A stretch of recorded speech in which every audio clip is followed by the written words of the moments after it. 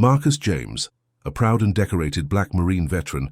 had set out on a journey filled with equal parts anticipation, pride, and the weight of countless memories, traveling hundreds of miles from his quiet hometown to the Grand Naval Academy, where his son David was about to graduate, an event that marked the culmination of years of hard work, sacrifice, and relentless dedication, not only by his son, but by the entire family. Marcus, dressed immaculately in his dress blues uniform, carried the heavy yet honorable burden of decades of service behind him, the medals on his chest glinting in the bright daylight, a testament to battles fought, friendships forged, and a commitment to country that had defined his identity for so long. Yet beneath the steel and ceremony was a man whose heart was full to bursting with pride and hope for the future as he looked forward to witnessing David take the solemn oath that would transform him into an officer, a leader, a man ready to carry on the legacy of service that had been a cornerstone of their family's life. Marcus's mind wandered back to the earliest days, when David, just a boy with wide eyes and dreams too big for his small hands, had told him he wanted to serve in the Navy, and how Marcus had silently promised to support that dream no matter the challenges, knowing well the trials that lay ahead, but confident in his son's strength and character. As Marcus approached the massive auditorium, the air was alive with excitement. The energy of 1,000 families gathered to celebrate achievement and new beginnings, filling every corner of the sprawling campus, the chatter and laughter mixing with the crisp sound of military bands and the occasional flutter of fluttering programs held tightly in hopeful hands.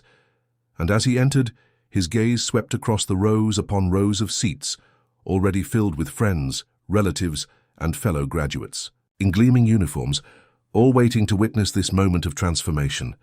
the air thick with pride and anticipation. Cameras flashed, capturing smiles and tears. Phones recorded heartfelt speeches, and the scent of polished wood and fresh flowers mingled with the low murmur of conversation as the ceremony was moments from beginning. Yet amidst all the joy and celebration, a sudden jarring moment shattered the harmony when two security guards, dressed in stark black uniforms and bearing stern expressions, approached Marcus with an urgency and coldness that seemed out of place in such a setting. Their faces were set, unyielding, their eyes scanning Marcus with a mixture of suspicion and authority as one guard stepped forward and bluntly declared, "Sir, you're not allowed to be here. You need to leave." Words so sharp and unexpected they cut through Marcus's excitement like a knife, leaving him momentarily speechless and stunned, a knot tightening in his chest as he struggled to reconcile this harsh rejection with the joy he had come to experience. Bewildered and confused, Marcus calmly responded, "Why? I'm here for my son's graduation." His voice steady but filled with a quiet disbelief, his posture unbent, reflecting years of discipline and resilience, yet underneath simmered a rising frustration at the unfathomable injustice of being singled out on a day meant to celebrate family and accomplishment. The guards, however, were resolute, repeating their orders. "We've been told you're not authorized to be in this area. Please leave," their tone leaving no room for negotiation or explanation, as a growing crowd nearby started to murmur. Eyes darting between Marcus and the guards, whispers spreading like wildfire, as many attendees, some friends, others strangers, watched in stunned silence or disbelief, sensing the tension building like a storm about to break. Marcus's heart beat steadily as he fought to maintain his composure, refusing to give the guards the satisfaction of seeing him falter. But inside, anger and confusion burned fiercely. How could this be happening? After all he'd sacrificed, after all he'd served, after all the battles fought and honor earned, why was he being treated as an intruder at his son's graduation? His mind raced through every possible explanation, none of which made sense, while the weight of the moment pressed down on him heavier than any battlefield burden, and he realized this confrontation was more than a simple misunderstanding. It was a painful reminder of the prejudices that still lingered, even within institutions that should stand for equality and respect. Yet Marcus's pride would not let him back down, and as the guards continued to insist, he held his ground with the quiet dignity of a Marine who knew the value of standing firm in the face of adversity, while the crowd around them grew more restless, some shifting uncomfortably in their seats, others standing to get a better look, their eyes reflecting a mixture of sympathy and outrage, silently questioning the fairness of what they were witnessing. In those tense minutes, the atmosphere in the auditorium shifted dramatically, from joyous celebration to uncomfortable confrontation, casting a shadow over the day and reminding everyone present that the fight for respect and recognition extended far beyond the battlefield, touching even the proudest, most sacred family moments. And as Marcus stared back at the guards, he made a silent vow. No matter what, he would be here for his son, and he would not be moved. Not by fear, not by prejudice, not by anything less than the truth and justice his son deserved. The first chapter of this unforgettable day had been written, a story of resilience, honor, and the unwavering bond between a father and his son, setting the stage for what would become a powerful stand against discrimination, witnessed by many, remembered by all. As the two guards stood their ground, maintaining their cold and unyielding stance toward Marcus James, the tension in the auditorium thickened palpably, rippling through the rows of seated families and friends who had gathered for what should have been a purely celebratory event, but was now unfolding into a troubling scene none had expected to witness. Eyes that were once filled with joy and excitement now narrowed in suspicion or widened in shock, and several nearby attendees, sensing the unjust treatment Marcus was receiving, quietly rose from their seats or leaned forward in uneasy curiosity,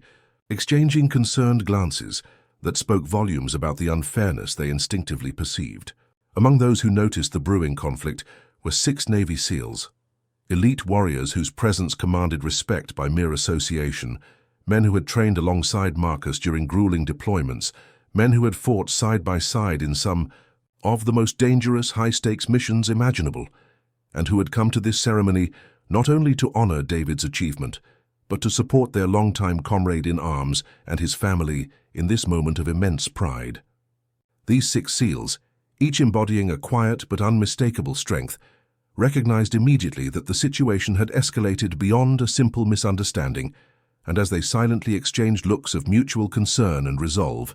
a shared, unspoken decision was made to intervene before the confrontation could worsen. Without hesitation, one of the SEALs, a tall man with a commanding presence and eyes sharp with experience, stepped forward and approached the guards with a calm yet authoritative demeanor, his voice steady and firm as he spoke plainly. "This man is a Marine veteran, and he is here to support his son.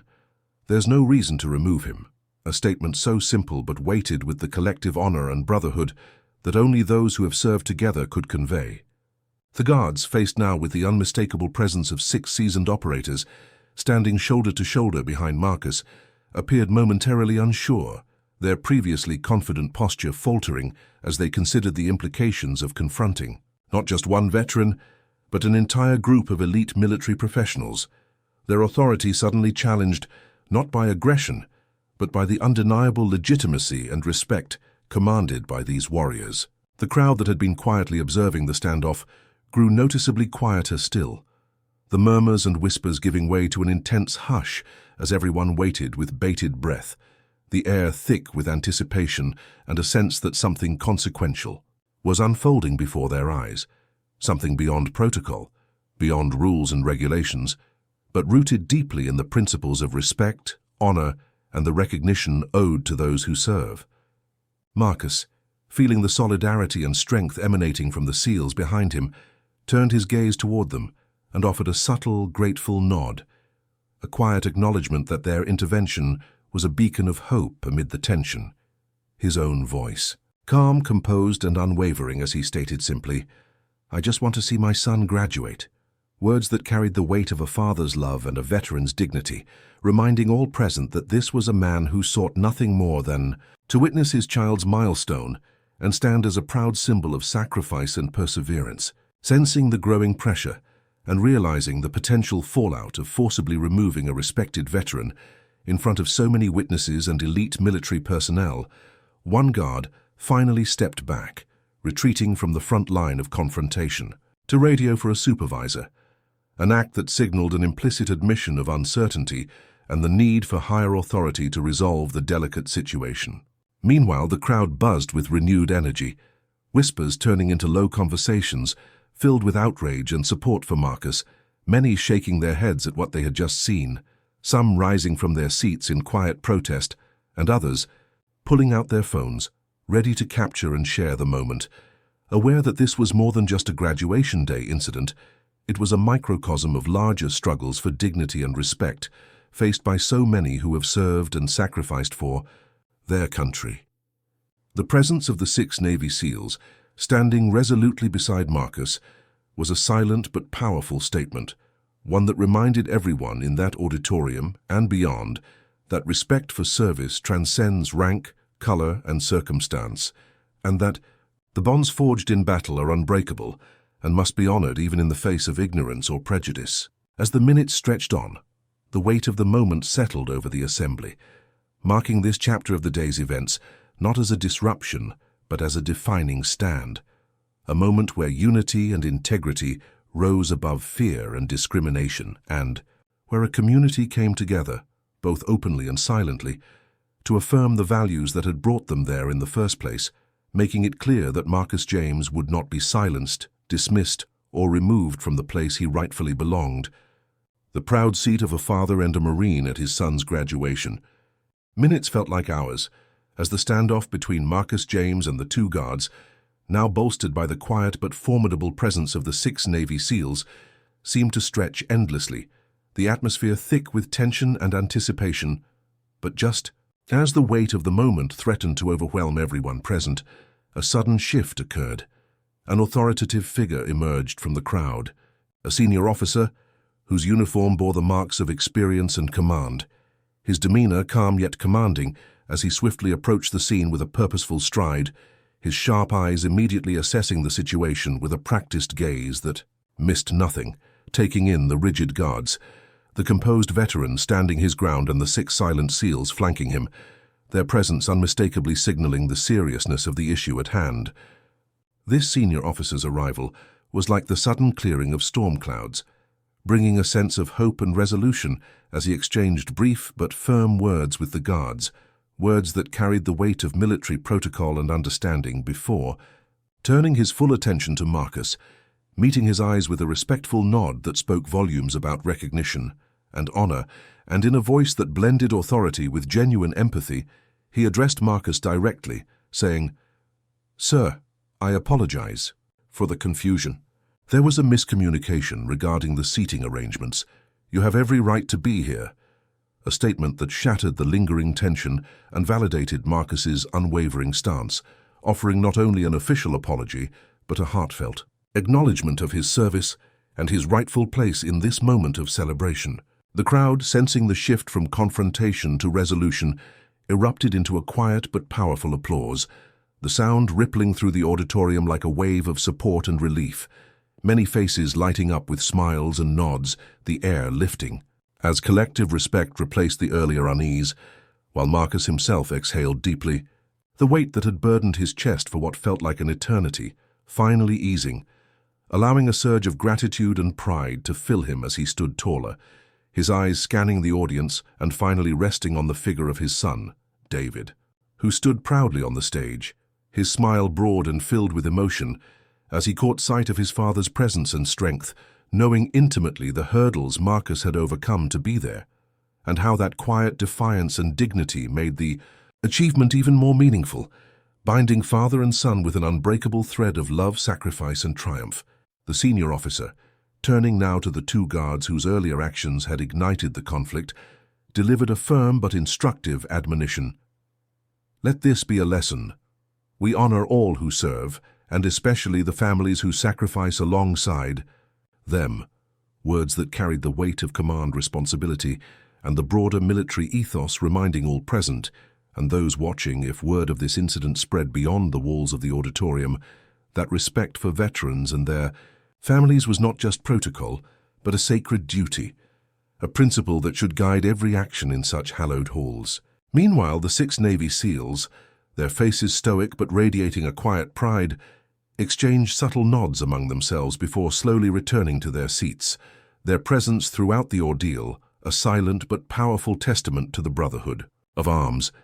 the deep respect that binds those who have shared the rigors of service, and the collective commitment to stand up for what is right, even when it means challenging authority in defense of a fellow warrior. As the ceremony resumed, The mood in the auditorium had transformed, no longer overshadowed by conflict but illuminated by the reaffirmation of values and honor, a moment etched into memory that transcended the graduation itself and became a symbol of resilience and unity in the face of adversity, reminding everyone that the path to justice and respect, though often fraught with obstacles, can be forged through courage, solidarity, and the unwavering spirit of those who serve. And in that moment, Marcus James, standing proudly beside his son and backed by the silent strength of his fellow servicemen, embodied the very essence of that enduring legacy, inspiring all who witnessed this chapter of the story to remember the true meaning of service, sacrifice, and the unbreakable bonds of family. As the ceremony resumed with a sense of restored harmony and respect, the atmosphere in the auditorium shifted palpably, as if a heavy storm had passed and left behind a clear sky filled with renewed warmth and unity. Marcus James settled back into his seat, no longer viewed through the narrow lens of suspicion or exclusion, but instead embraced as a symbol of perseverance, dignity, and the steadfast courage that defines those who serve their country with honor. His posture radiated quiet pride, and his eyes, though weary from the day's emotional upheaval, sparkled with a deep and abiding joy that came from seeing his son's lifelong dreams finally realized on the grand stage before him. As the announcer called David's name, a hush fell over the crowd, followed by an eruption of applause that surged through the room like a wave, and Marcus rose to his feet, clapping louder than anyone else present, tears welling in his eyes, not only from the overwhelming pride of witnessing his son's commission, but from the profound meaning behind that moment, the culmination of years of sacrifice, struggle, and unyielding determination that extended beyond personal achievement, to symbolize the hard-fought respect and recognition that Marcus himself had demanded and earned throughout the day. David, in his crisp uniform, moved confidently across the stage, shaking hands with dignitaries and receiving his commission with the grace and humility that belied the magnitude of his accomplishment, fully aware that every step forward was supported by the foundation his father had laid, the example Marcus had set as a Marine, a father, and a man who refused to be marginalized. And as their eyes met across the room, the silent exchange between them conveyed volumes, a promise of continued perseverance, of carrying forward the legacy of courage and integrity that defined their family. Following the ceremony, the auditorium and surrounding halls transformed into a vibrant tapestry of celebration, where families and friends mingled freely, their conversations filled with stories of sacrifice and triumph, laughter mingling with tears as veterans shared memories of service. Parents marveled at their children's achievements, and strangers connected over the shared experience of witnessing a powerful moment of justice and dignity restored. Marcus found himself surrounded by friends and allies, including the 6 Navy SEALs, who had stood so resolutely by his side, their hearty claps on his back, and raised glasses to toast new beginnings, embodying the unbreakable bonds forged through shared trials and unwavering loyalty. Their presence a testament to the strength of brotherhood and the enduring spirit of those who serve in the military's most demanding ranks. Conversations flowed easily, filled with mutual respect and admiration, as those gathered celebrated not only David's success, but the broader victory represented by Marcus's unshakable stand, a victory that transcended the ceremony itself, to become a lasting story of courage, honor, and the relentless fight for respect that continues to inspire all who hear it. Throughout the day, news of the incident and its resolution quietly spread, becoming a beacon of hope and a reminder that dignity can prevail even when challenged by ignorance or prejudice, that the true measure of a person's worth lies not in appearances or assumptions but in their character, sacrifices, and the love they bear for their family and country. The auditorium, once heavy with tension and uncertainty, was now filled with an energy that no guard's misguided attempt to silence could diminish,